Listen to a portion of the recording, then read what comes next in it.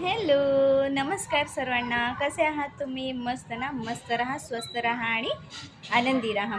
तर मी नंदिनी तुमचं स्वागत करते आहे माझ्या यूट्यूब चॅनलमध्ये, ज्याचं नाव आहे नंदिनीज लाईफ इन महाराष्ट्र.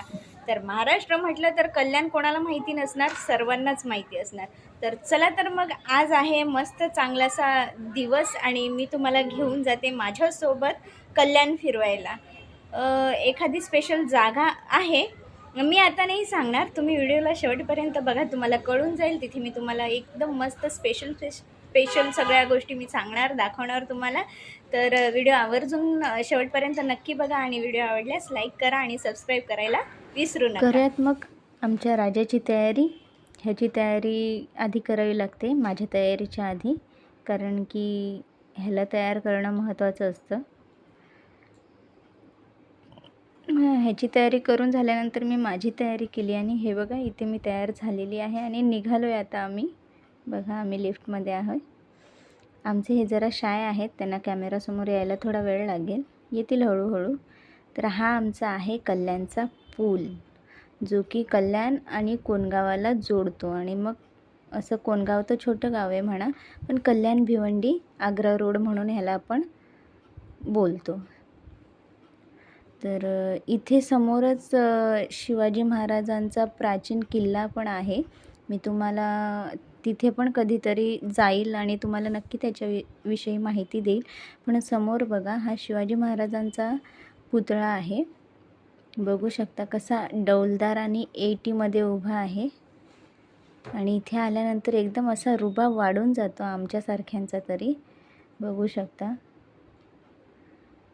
हा आहे आमच्या कल्याणचा छत्रपती शिवाजी महाराजांचा पुतळा. बघा रात्री लाईटिंग वगैरे, रोषणाई वगैरे असते तर खूप सुंदर दिसतो. आणि हा बघा मी तुम्हाला किल्ल्याविषयी जे बोलत होती ते इथेच आहे वरती. हे त्याचा एंट्री गेट आहे. बघा इथे पण मी कधीतरी जाईल तर तुम्हाला नक्की त्याच्याविषयी माहिती देईल. आता आम्ही रस्त्याने आहोत. एक्साइटमेंट तर खूप आहे की जायचं आहे म्हणून तिथे. बघा पक्षीसुद्धा एक्साइटेड आहेत. तर इथे आम्ही पोचलो आहे म्हणता नाही येणार, पण जवळच आलो आहे. बघा खूप छान इथे रस्त्यांनासुद्धा मस्त केलं आहे. आता ही जी रांग दिसते ना तुम्हाला, ही लाईन काही ट्रॅफिकची वगैरे काहीच नाही आहे, पण जिथे आम्ही जातो आहे ना त्यासाठी ही लागलेली लाईन आहे, गाड्यांची मोठमोठी रांग. आणि इथे आम्ही पोचल्यानंतर आम्हाला कळालं की गाड्यांसाठी पार्किंग बंद झाली आहे, कारण की पार्किंग फुल झालेली. एवढी गर्दी बाहेर होती आणि आतमध्ये मॉलमध्ये तुम्ही विचाराल तर भयंकर गर्दी होती. म्हणजे आम्हाला असं वाटलं की जेवढी एक्साइटमेंट आम्हाला आतमध्ये जाण्याची होती, इथे एवढी गर्दी बघून ती एक्साइटमेंट तर सोडाच, पण सगळा मूड ऑफ झाला आमचा. इथे आम्ही आत गेलेलो होतो, भयंकर गर्दी होती. हे तर आम्ही आतमध्ये अजून शिरलो नाही आहे, हे तर बाहेरचंच आहे. मी यांना शोधत होती, मला असं वाटलं की हे हरवलेत की काय, पण हे व्हिडिओ काढत होते आमचा. आम्ही दोघेजणं पुढे पुढे जात होतो. तर हे बघा इथे ना हा फिश स्पा आहे. ही बघू शकता तुम्ही, माझं पिल्लू कसं त्या फिशेसला बघतोय. बघा तुम्ही पण बघून घ्या. हे बघा असं फिश स्पा करते ही पोरगी, बघा तुम्ही. पण एक तिचं मला नवल वाटलं की तिला जरासुद्धा भीती नव्हती वाटत, ती मस्त एन्जॉय करत होती या गोष्टीला. मलाच बघून भीती वाटत होती. हे बघा गर्दी बघू शकता तुम्ही. जिथे जाण्यासारखं काहीतरी होतं तिथे गर्दी म्हणजे लांबच्या लांब रांगा लागलेल्या आणि वेटिंगलाच 1 तास लागणार होता. म्हणून कुठे जायचं आणि कुठे बघण्यासारखं आम्हाला कुठे भेटलंच नाही. मग जाऊ दे, आम्ही सेल्फी वगैरे काढली, चांगलासा असा छोटासा व्हिडिओ काढला तुम्हाला दाखवण्यासाठी आणि निघायची प्लॅनिंग केली तिथून. आणि नंतर आम्हाला हा बघा ह्याला म्हणायचं होतं की आम्हाला गाडीमध्ये बसायचं. ह्याने 3 राऊंड घेतले त्या गाडीचे, तरी त्याला म्हणजे अजून गाडी राऊंड पाहिजेच होता. बघू शकता त्याने आमच्यामध्ये फक्त 2-3 त्यानेच एकट्याने एन्जॉय केलं 3-3 राऊंड घेऊन गाडीचे.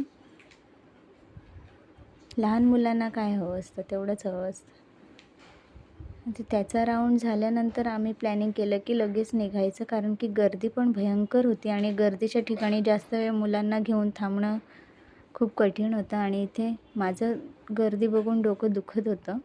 तर आम्ही या लंडन बसला आणि मॉलला बाय करून निघालो बाहेर जेवणाच्या तयारीला. थोडीशी रिलॅक्स झाली आणि इथे बघायला मंदिर दिसलं नाही की आम्ही कुठे पण डोकं टेकतोच. आम्हाला फक्त मंदिर दिसण्याइतकीच हे असते. बस आम्हाला दिसलं की आम्हाला म्हणजे तिथे दर्शन घेणं भागच आहे, नाहीतर आम्हाला म्हणजे पुढे आम्ही जाऊ शकत नाही. त्याला देवाची भरपूर गोडी आहे, खूप आवडतात त्याला देव. तो करतोय सगळ्या देवांना, कोणालाच असा राग नाही येऊ देणार. सगळ्यांना तो नमस्कार करतोय आणि एवढा काय मागतो काय आम्हाला कळत नाही, पण काहीतरी बुडबुडतो तो तोंडातल्या तोंडात. चाललो आता आम्ही आलेलो आहे काहीतरी पोटपूजा करायला. संध्याकाळची वेळ आहे आणि आमचा थोडा सिलेंडरचा सुद्धा संपलेलं. हे बघा आमचे मोबाईल महाराज बसलेले आहेत. तर आम्हाला मेनू सांगताना आमचा पोरगा बघा, ते खायचं आहे त्याला, फ्राईड राईस खायचं आहे. त्याच्या इच्छेनुसार आम्ही फ्राईड राईससुद्धा मागवला आहे, बघू शकता. आणि मागवलं तर त्याने फ्राईड राईस, पण तो टाईमपास खातो आहे. असं तर तिखट खाण्यासाठी त्याचे 100 नखरे असतात, पण इथे शेजवान चटणी असं आवडीने खातो आहे. शेव कमी आणि चटणी जास्त खातो आहे. त्याचं तोंड बघून त्याच्या वडिलांना खूप प्रेम आलं आहे त्याच्यावर. बघा थोडा घशाचा प्रॉब्लेम झाला आहे. आता आम्ही निघालो आहे घरी. घरी येताना आम्हाला थोडं रजिस्टर घ्यायचं होतं माझ्या गटाच्या कामासाठी. तर इथे मी रजिस्टर घेत होती, बघत होती. 2 घेतलेसुद्धा मी. आणि फायनली आता आम्ही घरी पोचलेलो आहे. आणि मला तुम्ही सांगा की कोण कोण असं बडीशोप चोरून आणतं? मी आणते. मी कुठेही गेली तरी टिश्यू पेपरमध्ये बडीशोप चोरून आणते. तर चला तर मग मला इथेच निरोप द्या आणि भेटूयात पुढच्या अशा नवीन ब्लॉगमध्ये. तोपर्यंत बाय. आवडल्यास नक्की लाईक करा.